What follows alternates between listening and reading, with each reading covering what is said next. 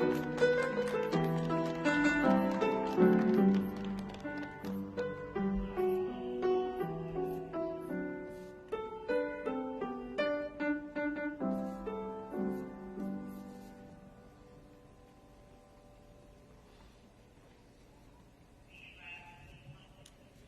afternoon, everyone. It is wonderful to be here. This is one of my favorite events during holiday time. And I'm very excited and looking forward to reading a book, Oliver the Ornament. And this is the series that I started to read a few years ago, and it's by Todd Zimmerman, who is with us today. Thank you so much, Todd. I want to say hello to all of the patients in the rooms that they are watching us, and I want to say a special hello to Colleen. I hope you're feeling well and stay strong and keep fighting. I'm sending you much love. I'm thinking of you all. Stay strong and well, and Merry Christmas and Happy Holidays. Oliver the Ornament meets Marley and Joan and Abby.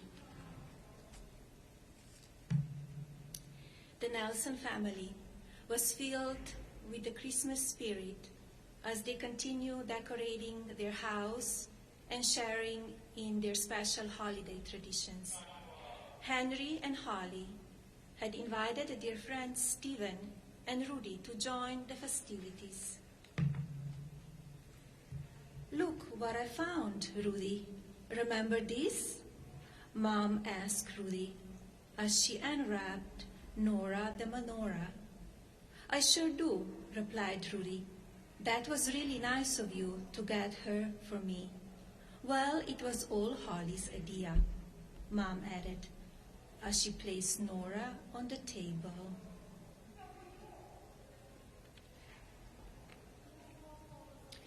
That was the same year grandparents gave you Marley and Joan and Abby. Remember, Oliver? Why don't you tell us about it? So Holly began. "Remember, I was getting my tonsils out. It was right before Christmas. And the grandparents and Grandma and Grandpa came to visit me in the hospital. First, Grandma and Grandpa Z came in and gave me Marley and Joan. They told me that these angels would look out for me. And that's what we have done ever since, Holly," chimed in Marley and Joan from the top of the tree. Holly continued. "Then Grandma and Grandpa Ann came in and gave me Abby. They told me that as long as I had a church near me, I should never be scared of anything."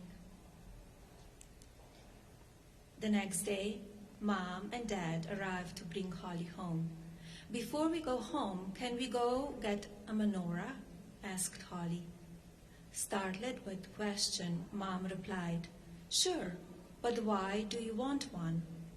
"Well, Rudy doesn't have Christmas tree at her house, but she has a menorah, so I think we should have one at our house when she visits, so it's more like home to her," said Holly.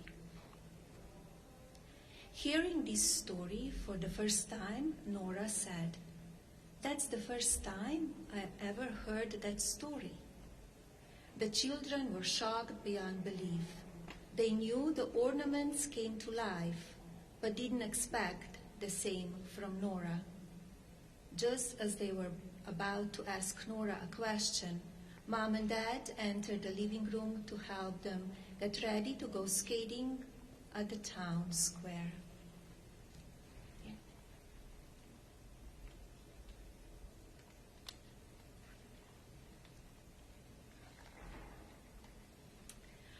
"Oh, they're going to have so much fun skating," said Oliver. That's where Mom and Dad had their first date. Oliver then began telling everyone the story of their first Christmas. But before he could finish the story, they all heard loud noises coming from the attic. It sounded like hammering, drilling, and sewing. The ornaments all wondered what was going on in the attic and what Nellie was up to. After having her last plan to ruin Christmas stopped by Oliver and Ethel, Nellie was more determined than ever to ruin Christmas for the Nelsons family and the ornaments. This time thought she planned everything out perfectly.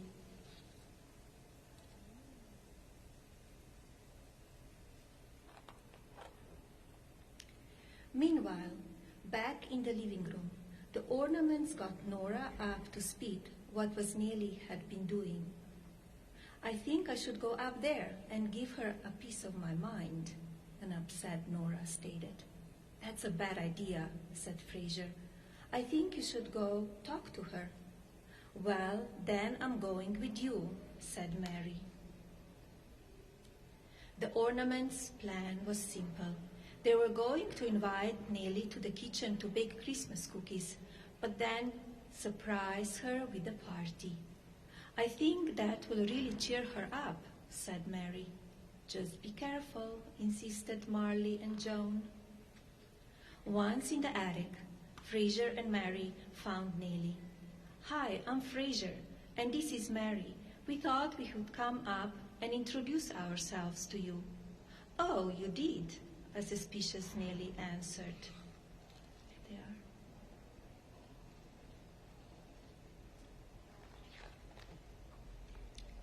"I'm actually glad you're here," said Nellie.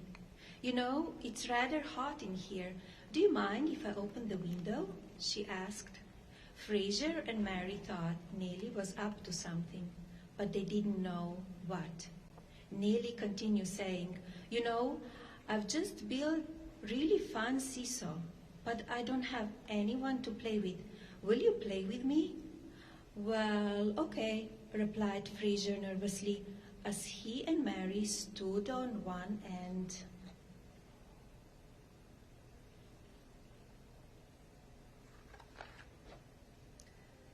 As soon as Fraser and Mary were in place, Nellie jumped as high as she could, landing on the other end of the seesaw. Shocked and frightened, Fraser and Mary were catapulted into the air, out the window, and straight toward the garbage can.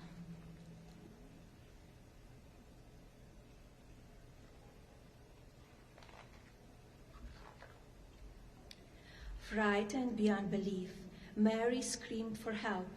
As she did, the other ornaments looked out the window in disbelief as they saw their friends fly across the sky and land right in the garbage can. "Oh my, look, Oliver!" screamed Marley and Joan. "The garbage truck is about to take them away. We have to save them." "Hang on, Fraser, hang on, Mary, we are coming to get you," screamed the three friends as they flew towards the garbage truck.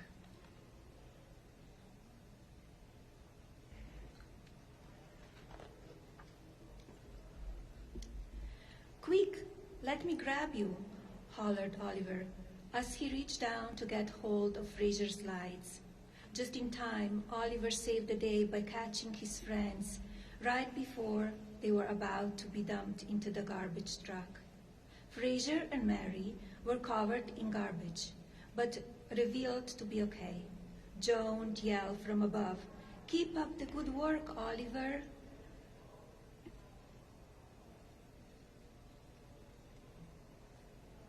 Back in the attic, Nellie couldn't believe her eyes.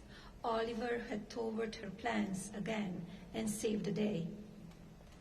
Just then, she looked down and saw an envelope with her name on it. "It must be another trick," she thought.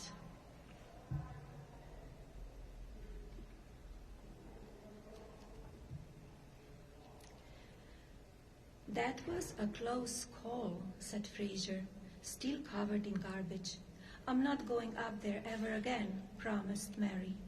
But soon they all began discussing a new plan to get through Nellie. Meanwhile, Nellie was reading the invitation to bake cookies. It has to be a trick, she thought. Here she is.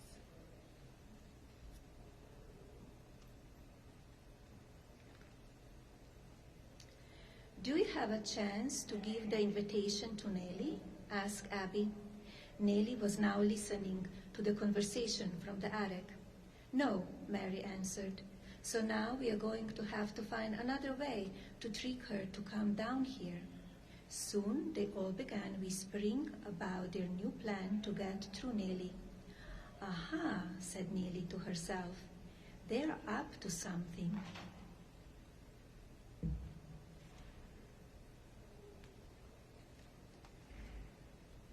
Just then, the whole family arrived home. You know, Holly, there is more to the story of when Marley and Joan and Abby were giving to you, said Oliver. What do you mean? Asked Holly.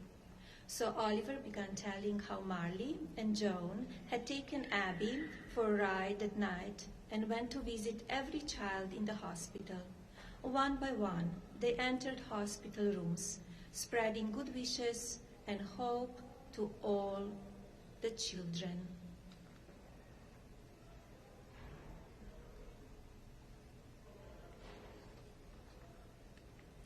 Holly and Henry were amazed. They knew that the ornaments were looking out for Holly, but had no idea that they had spread love and kindness to all other children at the hospital. Just then, Dad came into the room to tell the children it was time for bed.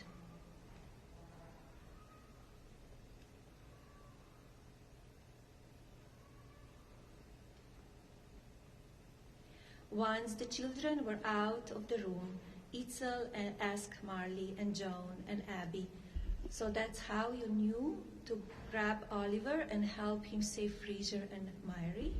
That's right, they answered, but we never thought we had be doing it again.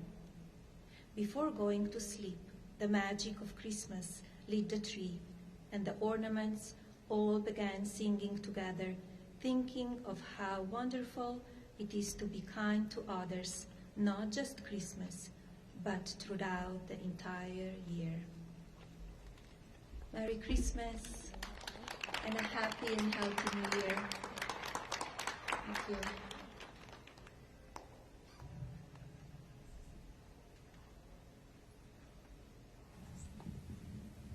Mrs. Trump, that was beautiful. Thank you so much, and thank you for continuing the tradition of being here.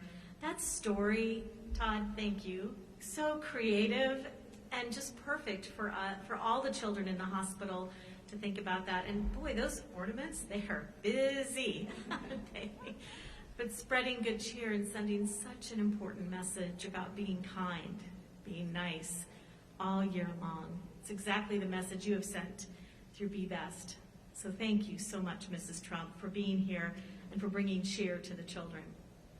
So we're not done. We have another little surprise. Mrs. Trump is going to be playing bingo, holiday bingo, with all of the children that are tuned into Seacrest Studio. So in just a minute, we'll be launching that through our Seacrest Studio so the kids can play holiday bingo with Mrs. Trump. Thank you so much for being here.